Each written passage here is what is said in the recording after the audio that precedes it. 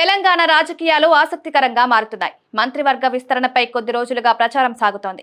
High command భర్తల ఖరారులో తేల్చకపోవడంతో ప్రస్తుతానికి విస్తరణ వాయిదా పడింది. అటు సుప్రీంకోర్టు ఎమ్మెల్యేల అనర్హత కేసు తీర్పు రిజర్వ్ అయింది. దీంతో సీఎం రేవంత్ కీలక నిర్ణయాల దిశగా అడుగులు వేస్తున్నారు. తెలంగాణలో ఎన్నికలకు రంగం సిద్ధమవుతోంది. కేసీఆర్ పార్టీ నేతలతో వరుస సమావేశాలు నిర్వహిస్తున్నారు. రాష్ట్రంలో ఎన్నికల సమరం కోసం రేవంత్, కేసీఆర్ కొత్త వ్యూహాలతో సిద్ధమవుతున్నారు. తెలంగాణలో బీఆర్ఎస్ నుంచి కాంగ్రెస్ లో చేరిన ఎమ్మెల్యేలపై అనర్హత వేయాలని గులాబీ పార్టీ నేతలు సుప్రీంను ఆశ్రయించారు. ఈ కేసులో విచారణ పూర్తయింది. తీర్పు రిజర్వ్ అయింది. ఇదే అంశంపైన అసెంబ్లీలో రేవంత్ చేసిన వ్యాఖ్యలు సైతం విచారణ వేళ ప్రస్తావనకొచ్చాయి.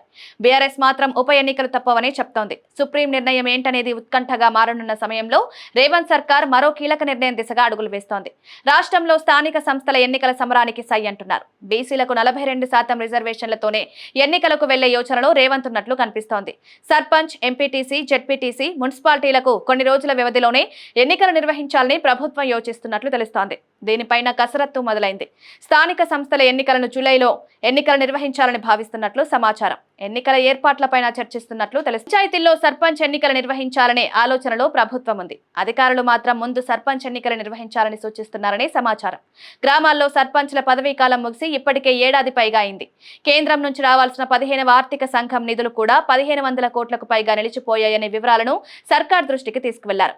మొదట సర్పంచ్ ఎన్నికలు నిర్వహించి ఆయా పాలక వర్గాల వివరాలను కేంద్రానికి నివేదిస్తే నిలిచిపోయిన నిధులు వచ్చేందుకు అవకాశం ఉంటుందని వివరిస్తున్నారు. ప్రస్తుతం పంచాయతీలు, మున్సిపాలిటీలు ప్రత్యేక అధికారుల పాలనలో ఉన్నాయి. స్థానిక ఎన్నికల్లో బీసీలకు 42% చొప్పున రిజర్వేషన్లు అమలు చేయాలని సర్కార్ భావిస్తోంది. ఇందుకోసం స్థానిక సంస్థలు, విద్య, ఉద్యోగ రంగాల్లో బీసీ రిజర్వేషన్లను 29 నుంచి 42% పెంచుతూ అసెంబ్లీలో 2 బిల్లులు ప్రవేశపెట్టి ఆమోదించింది.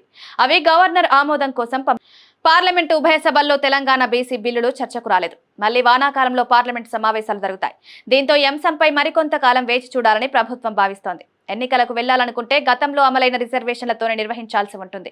దీంతో రిజర్వేషన్ల విషయంలో న్యాయ సలహాలు తీసుకుంటున్న ప్రభుత్వం ఈ అంశంపైన స్పష్టత వచ్చిన వెంటనే స్థానిక సంస్థల ఎన్నికలపైన అధికారికంగా నిర్ణయం తీసుకునే అవకాశం కనిపిస్తోంది.